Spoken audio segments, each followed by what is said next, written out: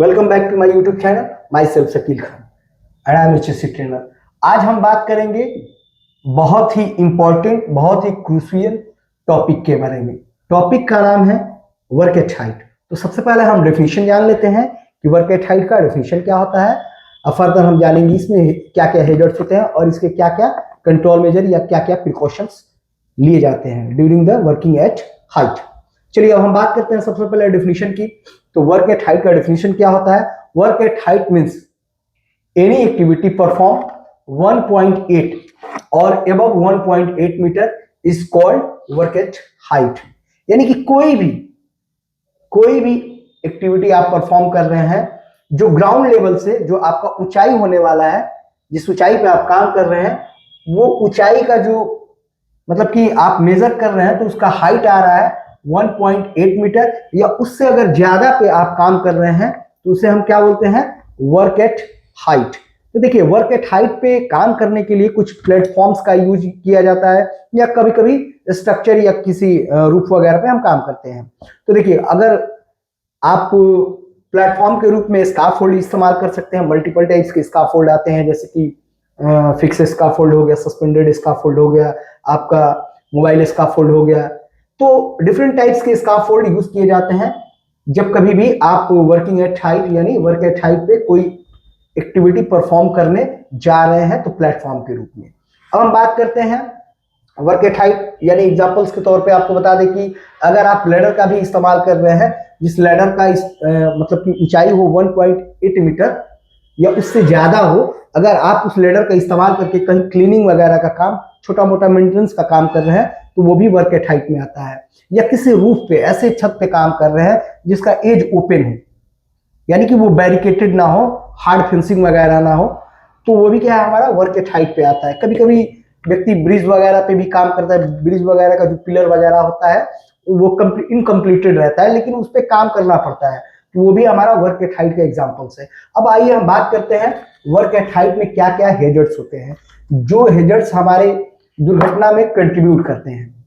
यानी कि कौन कौन से ऐसे हेजर्ड्स होते हैं जो कि वर्क एट हाइट पे काम करने के दौरान एक्सीडेंट में अपना कंट्रीब्यूशन देते हैं, कंट्रीब्यूशन उनका होता है। तो सबसे पहले हम बात करते हैं फॉलिंग। यानी कि कभी कहीं पे भी आप ऊंचाई पे काम कर रहे हैं तो वहां पे सबसे ज्यादा मतलब फॉलिंग के चांसेस रहते हैं। तो फॉल फ्रॉम हाइट यानी कि फॉल फ्रॉम हाइट यानी ऊंचाई से गिर जाना। तो ऊंचाई से व्यक्ति भी गिर सकता है, मटेरियल भी गिर सकता है, और अगर कोई इक्विपमेंट्स, कोई गियर आप यूज कर रहे हैं वर्क एट हाइट पे काम करने के दौरान, तो वो इक्विपमेंट्स मटेरियल और टूल्स वगैरह भी वहां से फॉल कर सकता है। देन है अनस्टेबल स्काफोल्ड। यानी कि अगर आप स्काफोल्ड का यूज कर रहे हैं और वो स्काफोल्ड अनस्टेबल हो, यानी कि उसमें स्टेबिलिटी ना हो, उसमें मजबूती ना हो, और जो उसका मतलब कि स्टेबिलिटी है वो प्रॉपर ना होने के कारण स्काफोल्ड यानी कि अनस्टेबल स्काफोल्ड क्या है हमारे लिए? एक हेजर्ड्स है। देन है कोलैप्स ऑफ वर्किंग प्लेटफॉर्म। देखिए, कोलैप्स ऑफ वर्किंग प्लेटफॉर्म ये भी हमारे लिए क्या है? हेजर्ड्स है। क्योंकि अगर ये कोलैप्स होता है तो वहां पे दुर्घटनाएं होंगी, तो उसमें मतलब किसी व्यक्ति की जान भी जा सकती है। तो और स्लिप ट्रिप, ये कॉमन हेजर्ड्स है, ये हर एक्टिविटी में मोटा मोटी पाए जाते हैं, स्लिप ट्रिप। नेक्स्ट है हमारा ओवर रीचिंग।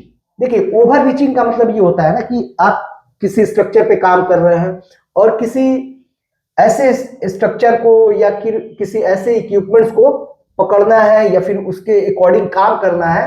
तो जैसे हम अपने बॉडी को स्ट्रेच करते हैं ना, तो स्ट्रेच करने के क्रम में वहां प्रोबेबिलिटी बन जाती है फॉलिंग का।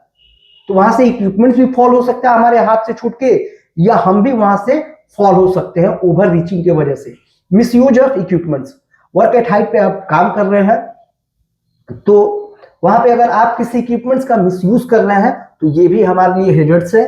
मिसयूज करने से क्या होगा कि अगर वो गलती से फॉल कर गया तो वो किसी ना किसी व्यक्ति को हिट करेगा जो कि उसके विनेत्र यानी उसके अंदर काम कर रहा है। देन है हमारा ओवरहेड पावर लाइन। जैसा कि आप सभी जानते हैं कि वर्क एट हाइट का मतलब ही होता है ऊंचाई पे कार्य, और जो हमारा ओवरहेड का जो पावर लाइन जाता है, जो उसका वायर जाता है, तो ओवरहेड का मतलब ऐसा सर्विस है जो ऊपर से गया, हमारे सर के ऊपर से गया, इसलिए हम इसे ओवरहेड बोलते हैं। तो देखिए यहाँ पे क्या होगा कि अगर आप ऊंचाई पे काम कर रहे हैं ऊंचाई पे काम करने के दौरान अगर आप प्रॉपर डिस्टेंस मेंटेन नहीं किए हैं तो उस इलेक्ट्रिकल पावर लाइन के कांटेक्ट में आप आ सकते हैं। तो कभी भी आपको अगर वर्क एट हाइट का कोई भी टास्क परफॉर्म करना है तो उस दौरान ये ख्याल रखें कि जो पावर लाइन है उससे प्रॉपर डिस्टेंस मेंटेन करें। 3 मीटर ये एक सेफ डिस्टेंस माना जाता है स्टैंडर्ड के अकॉर्डिंग। अब हम बात करते हैं स्लोपिंग सरफेस। स्लोपिंग सरफेस यानी जो स्लोपिंग सरफेस यानी कि ऐसा किसी मतलब कि ऐसे किसी स्ट्रक्चर पे आप काम कर रहे हैं जिसका जो सरफेस है वो क्या है ना कि स्लोपिंग है, एक ढलान टाइप से है। तो वहां पे आप सही से स्टेबल नहीं हो पाएंगे, तो काम करने के दौरान में बॉडी अनबैलेंस हो सकता है और वहां से आप इजिली फॉल कर सकते हैं। नेक्स्ट है हमारा लैक ऑफ गार्ड, यानी कि अगर आप किसी सरफेस पे काम कर रहे हैं उस पर पर्याप्त गार्ड्रेल नहीं है, तो गार्ड्रेल ना होने के कारण वहां से प्रोबेबिलिटी बनती है कि बंदा वहां से फॉल कर सकता है, मटेरियल फॉल कर सकता है। तो ये रहा हमारा हैजर्ड से रिलेटेड वर्क एट हाइट।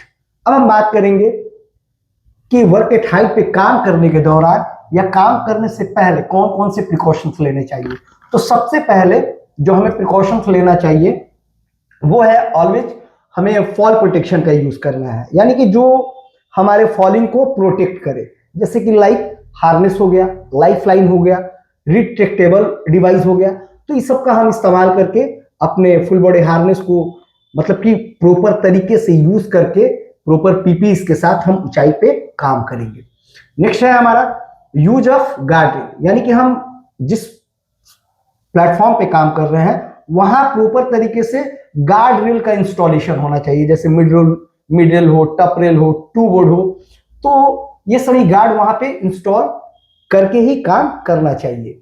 उसके बाद है हमारा carry out fully inspection of the platform, यानी कि जिस प्लेटफॉर्म पे आप जा रहे हैं कार्य करने, मतलब कि आप स्कार्फोल्ड पे जा रहे हैं या किसी रूफ पे जा रहे हैं या किसी स्लोपिंग एरिया में जा रहे हैं काम करने, किसी भी लोकेशन पे जा रहे हैं, तो उसका इंस्पेक्शन कर लेना। अगर प्लेटफॉर्म है, प्लेटफॉर्म के रूप में आप लेडर यूज कर रहे हैं तो लेडर का इंस्पेक्शन कर लेना है। प्लेटफॉर्म के रूप में आप स्कार्फोल्ड यूज कर रहे हैं तो स्कार्फोल्ड का इंस्पेक्शन कर लेना है।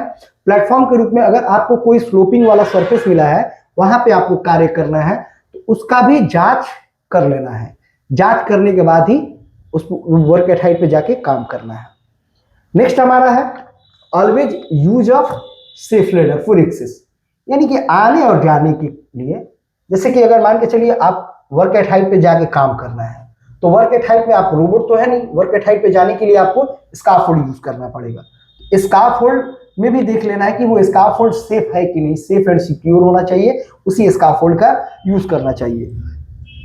नेक्स्ट जो हमारा प्रिकॉशन ले सकते हैं कि work area clean and dry, यानी कि जो हमारा वर्किंग प्लेटफॉर्म है ना उसे क्लीन और ड्राई रखेंगे, यानी साफ सुथरा, प्रॉपर वहां हाउसकीपिंग मेंटेन करेंगे, वहां पे अनवांटेड मटेरियल को स्टोर नहीं करेंगे, अनवांटेड इक्विपमेंट्स को स्टोर नहीं करेंगे।